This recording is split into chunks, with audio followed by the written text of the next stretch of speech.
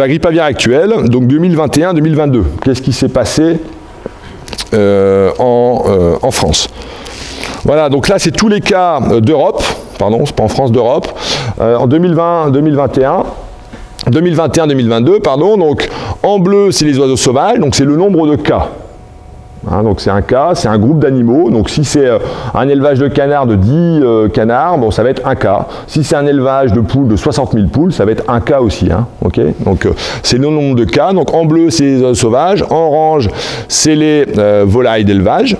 Et en noir, c'est les oiseaux captifs. Donc c'est les basses-cours, les zoos, les élevages de canards à plan. Et donc on voit quoi? Donc les principaux, voilà. Donc là, on retrouve beaucoup de cas. Bah, c'est les oiseaux sauvages et les élevages de volailles. Hein, les oiseaux captifs, on trouve très peu de cas quand même. Hein. Très peu de cas. Mais alors est-ce qu'on les recherche partout? On n'a pas été faire des analyses sur toutes les basses-cours de France ou d'Europe pour aller voir s'il y avait du virus.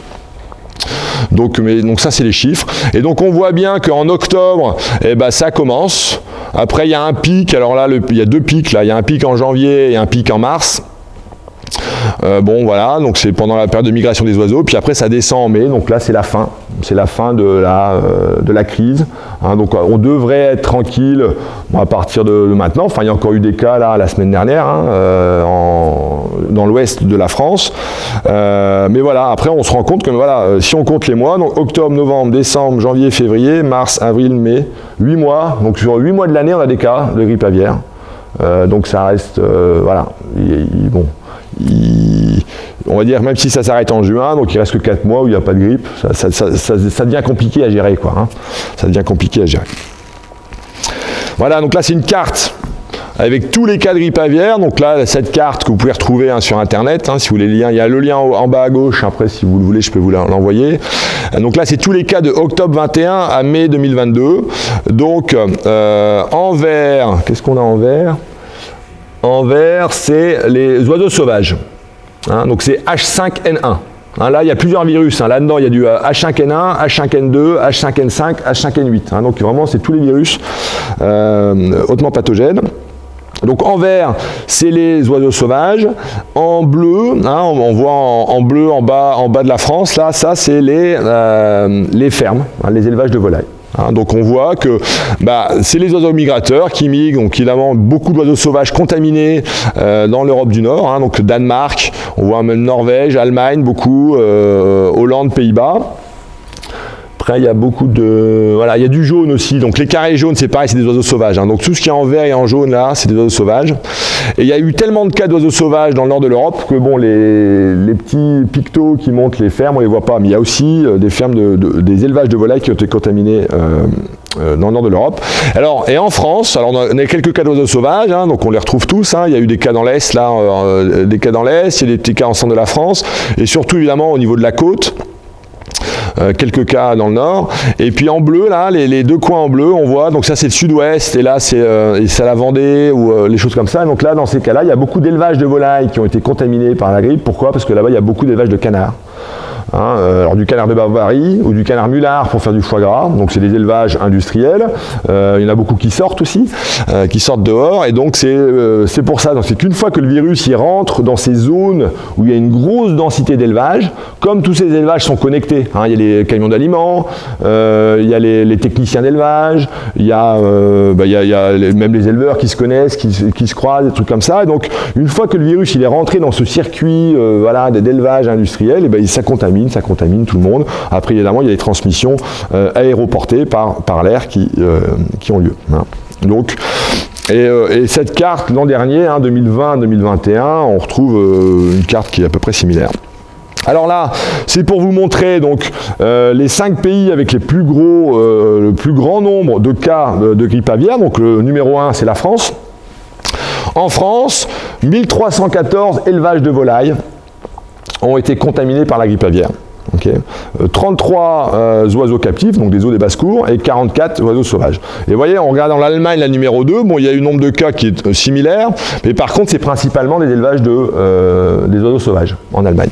Hein, donc c'est le 1236, là, en gros, qu'on voit oiseaux sauvages Allemagne. On voit ça là. Hein. Puis après, il y a eu d'autres cas. Et au total, en Europe, pendant cette saison, il y a eu environ 4600 cas hein, presque 5000 cas de grippe aviaire en Europe. Donc beaucoup d'oiseaux morts. Alors là, voilà, là vous n'allez pas forcément bien lire. Donc là, c'est toutes les races, les espèces d'oiseaux sauvages qui ont été contaminées par la grippe aviaire. Hein, donc on voit qu'il y a les oies bernaches en haut, hein, Brontal, Copsis, 640 cas. Après, on a eu des, je ne connais pas les noms en français, la Gregaglouse. Après, les cygnes aussi, on a eu beaucoup de cygnes qui sont morts, hein, 500 cygnes qui sont morts en Europe. Hein, donc là, vous avez environ les espèces de volailles qui sont plus sensibles, on va dire, que d'autres. À la grippe aviaire hautement pathogène. Hein, donc, voilà. Alors, le réservoir de ces virus aviaires de type A, c'est les oiseaux migrateurs. Hein. Alors, et pourquoi les oiseaux migrateurs? Alors ça, c'est les couloirs migratoires des oiseaux. Donc on a, alors là il y a des couleurs, alors on va prendre la couleur au milieu, hein, East Atlantic Flyway, donc c'est le couloir migratoire qui passe à l'est de l'Atlantique, hein, on voit que le couloir il va suivre en fait les frontières, enfin les côtes de l'Europe et les côtes africaines, et en fait voilà, donc les oiseaux ils vont aller jusqu'en bas et ils vont monter jusqu'en haut, et donc alors en haut ça a l'air énorme comme territoire, mais c'est parce que voilà, le monde est rond, et là on fait un truc plat, hein, mais bon, évidemment, là, tout ça, ça se rejoint au sommet. Hein. Mais bon, en fait, ça veut dire que tous ces oiseaux, donc, quand ils sont là-haut, ils sont tous ensemble. Hein. Je ne sais pas si vous avez déjà vu des oiseaux migrateurs qui sont partis se reproduire dans le nord. Et ben, voilà, ils sont tous ensemble sur des énormes plans d'eau. Et donc, là, on comprend, quand on voit ces images, que voilà, les virus se transmettent de canard à canard. Il y a des virus qui survivent dans l'eau, d'ailleurs, aussi. Donc, il y a vraiment un brassage génétique des virus à ce niveau-là. Et donc, ces canards, une fois qu'ils sont reproduits, qui redescendent après, eh ben, ils vont trimballer le virus et le disséminer un peu partout en Europe. Et tous ces couloirs migratoires sont entremêlés. Hein. On voit donc, il y a le East Atlantic Flyway qui est là, et bon, après, ça empiète un petit peu sur le carré noir, là, où il y a des migratoires qui font comme ça va empiéter un petit peu sur le couloir migratoire qui va sur l'est de l'Afrique, et ça va aussi empiéter sur le couloir migratoire qui va passer aux États-Unis, hein, donc le Atlantic America's Flyway, donc c'est celui qui passe à gauche là, et donc c'est pour ça que c'est le même virus, on le retrouve en Europe, en Asie et aux États-Unis. Alors pourquoi ce virus-là? Parce que quand on retrace, voilà, quand on prend tous les cas dans le monde et qu'on fait l'analyse génétique de chaque virus, on peut exactement savoir leur origine, et c'est vraiment ce virus originaire de Chine de 96. Alors c'est ce virus-là qui a obtenu des capacités d'infection, de transmission supérieures aux autres, et donc c'est celui-là en fait qui contamine tout le monde. Alors, qui est responsable de la recrudescence de la grippe aviaire? Hein, alors, bon, il y a trois choses qu'on retrouve dans la littérature. Un, destruction de l'habitat sauvage. Donc, c'est que, voilà, par exemple, en Italie, il y a eu beaucoup de cas dans des élevages de dinde. Bon, les élevages de dinde ont été construits sur un marécage, hein, dans la plaine du Pô.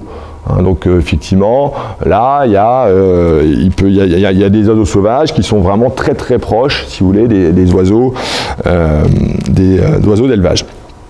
Deux, il y a un changement le changement climatique, hein, on en parle tout le temps, et ben ça modifie aussi l'habitat et les circuits de migration. Hein. Donc ces canards, peut-être qu'ils vont moins loin parce qu'il fait plus chaud, donc ils n'ont pas forcément besoin de voyager aussi loin, donc ils restent plus proches, ils se rassemblent. Et donc, voilà, les virus circulent de plus en plus vite. Et puis enfin, voilà, il y a de plus en plus une densité d'élevage de plus en plus importante, hein, et donc il y a des mouvements humains et des fortes densités d'élevage qui expliquent qu'une fois que le virus il est rentré, si vous voulez, dans un élevage de volailles, il va se disséminer à d'autres élevages de volailles à côté.